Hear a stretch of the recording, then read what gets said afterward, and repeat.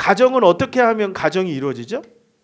남자와 여자가 결혼을 하고 아이를 낳고, 아이를 낳지 못하더라도 남자와 여자가 결혼하는 것만으로도 우리는 뭐가 이루어졌다고 그래요? 가정이 이루어졌다고 해요. 이거는요, 어떤 종교도 어떤 철학도 부정한 적이 없어요. 역사상, 인류 역사상 어떤 종교도 어떤 철학도 남자와 여자가 결혼을 하면 가정을 이룬다라고 하는 것은 기본적인 상식이었다라는 거죠. 근데 2000년대 접어들면서 이러한 가정에 대한 상식이 점점 바뀌어가고 있습니다. 오늘날 많은 청소년들, 그 10대와 20대, 10대 후반 청소년들이나 20대 초중반의 청년들에게 질문을 했을 때 가정은 어떤 겁니까? 그럼 결혼하면 가정이죠? 라고 했을 때 그 결혼의 의미가 달라진 거예요. 남자와 여자 간의 결합을 결혼으로 보는 것이 아니라 그냥 둘이 같이 결혼에 증명이 되어지면 가정이 된다라고 본다라는 거죠. 그러니까 동성 간의 결합을 결혼으로 인정해달라고 하는 주장이 나오기 시작하고, 그것이 어떻게 각인됐느냐면 드라마와 영화로 각인됐어요. 이런 것이 상식이 되다 보면 우리 이제 은우나 은율이나 세인이나 우리 아이 청소년들이 이제 성인이 되었던 10년, 20년 뒤에는 지금보다 훨씬 더 심화될 거라는 거죠. 더 당연하게 받아들일 거라는 거예요. 그런데 여러분, 사람들은 이것을 어떻게 받아들이죠? 그게 우리 상식이야, 이렇게 받아들인다는 거예요. 사회는 상식을 이렇게 만들어가요. 각인되는 것으로 상식을 만들어간다고요. 그러니까 그것이 좋은 거냐 나쁜 거냐가 중요한 것이 아니라 우리에게 각인되는 것으로 상식을 만들어가요. 그런데 성경은요, 우리에게 뭐라고 얘기하죠? 각인되어지는 것으로 상식을 만들어가는 것이 아니라 성경의 것이 우리의 상식이에요. 성경의 것이 우리의 상식이고 말씀이 제시해 주는 것이 우리가 살아가야 될 방향이란 말이에요. 그러니까 우리는 상식을 어디에서 찾아요? 내 삶에 각인되어 있는 것에서 상식을 찾는 것이 아니라 하나님의 말씀인 성경 속에서 상식을 찾고 그 삶을 추구해 나가는 것이, 그것이 바로 기독교인의 삶이고 그리스도인의 삶이라고 하는 거죠. 예수님께서 산상수훈을 얘기하시면서 가정의 문제를 건드린 것 중에 하나가 바로 간음하지 말라고 하는 제7계명의 모습입니다. 근데 오늘 예수님 뭐라고 말씀하세요? 너희가 마음속에 음욕을 품는 것도 간음함이라는 거야. 음욕을 품는 것, 내 머릿속으로 생각하는 것, 내 머릿속으로 무언가를 떠올리는 것조차도 뭐라고요? 음욕이라고 얘기하고 그것이 곧 간음이라고 얘기한다고요. 이 음욕의 마음이 가장 활발하게 일어날 때가 청소년기부터 들어갑니다. 남자들은 20대 중후반이고 여자들은 30대를 넘어갔을 때 가장 많이 이것이 드러난다라고 학자들은 이야기합니다. 그러면 여러분 이걸 어떻게 해석하죠? 그러면 예수님이 볼 때는 다 뭐예요? 우리는 다 간음한 자가 되는 거예요. 그러면 이 성적인 욕구라고 하는 것은 어떻게 돼요? 그것을 억제하면 억제할수록 우리 안에는 뭐가 더 드러나느냐면 음란함이라고 하는 것이 우리 안에 더 폭발해 나간다라는 거예요. 더 강력하게 대두가 된다라는 거예요. 근데 오늘 예수님은 뭐라고 얘기했어요?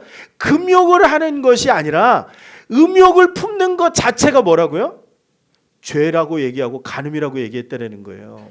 그런데 오늘 가정에 대해서 이야기하십니다. 가정에 대해서 얘기하실 때 왜 가정이냐는 거죠. 여러분, 이 간음하지 말라라고 한 이 죄를 우리가 통제하고 절제할 수 있는, 음욕이라고 하는 것을 통제하고 절제할 수 있는 가장 하나님의 완벽한 선물이 바로 가정이에요. 가정은 어떤 곳이냐면 죄와 불의한 것을 막아주는 것이 바로 가정입니다.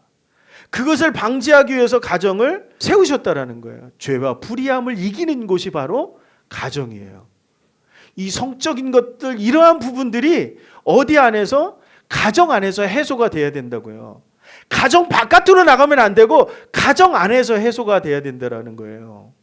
금욕을 가장 중요한 훈련 중에 하나로 여겼던 수도원의 교황들이, 수도원 출신의 교황이 생기니까 이 문제는 어디로부터 비롯된 거예요? 금욕주의자들에게는 결혼으로부터 비롯된 거예요. 그래서 뭐예요? 성직자들은 독신이에요.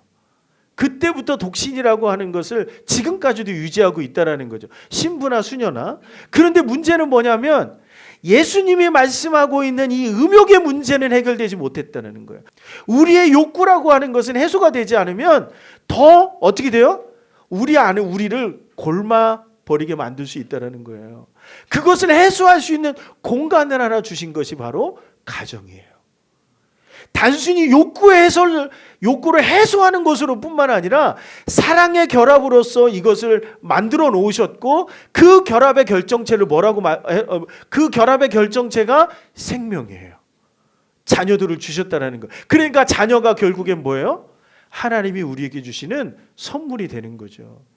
그러니까 무엇을 이길 수 있어요? 간음으로부터 오는 죄와 불의함을 가정을 통해서 우리가 이길 수 있다는 거예요. 세상은 어떻죠? 그것을 어디로부터 해결해야 된다고 보는 거예요? 가정 바깥에서 해결해야 된다고 보는 거예요. 그런데 성경은 오늘 어디에서 해결해야 된다고요? 가정 안에서 해결해야 된다라고 얘기합니다. 근데 가정을 만든다라고 하는 거예요. 그래서 하나님이 가정을 너무너무 중요하게 여기는 거예요. 내가 예수 그리스도로 말미암아 거룩하게 거듭났는데 어디에서 힘을 얻어야 되냐면 가정에서 힘을 얻어야 되는 거죠. 그래서 여러분 우리나라 부모님들의 제일 신앙인이 되었을 때 제일 기도의 목표가 인가 귀도예요. 가정을 예수님 앞으로 인도할 복음 전에서 예수 믿게 하는 거. 왜? 가족이 원수 같은 가족이 나를 위해 기도하기를 시작해요. 원수 같은 가족이 나에게 힘을 줘요. 그랬을 때 내가 뭐예요? 힘이 나더라는 거예요. 어떤 어려움 속에서도 힘이 나더라는 거예요. 내 남편이 내 아내가 내게 힘을 주는 거죠. 그러니까 내가 세상 속에 들어가서 어떤 일을 해도 버틸 수 있고 힘을 낼 수 있게 된다는 거예요. 여러분 거룩한 가정은 힘을 얻는 곳입니다. 여러분들이 가정 가운데서 힘을 얻을 수 있기를 소망합니다.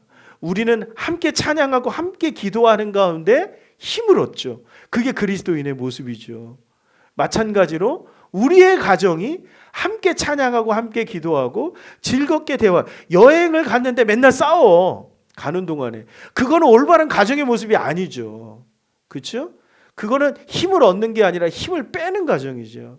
그런데 여러분 우리 가정은 지금 이것밖에 안 되는데요가 아니라 모든 가정에 완벽한 가정은 존재할 수 없습니다. 그러나 하나님은 우리에게 원하는 건 거룩한 가정을 세워가기를 원하신다라고 하는 거예요.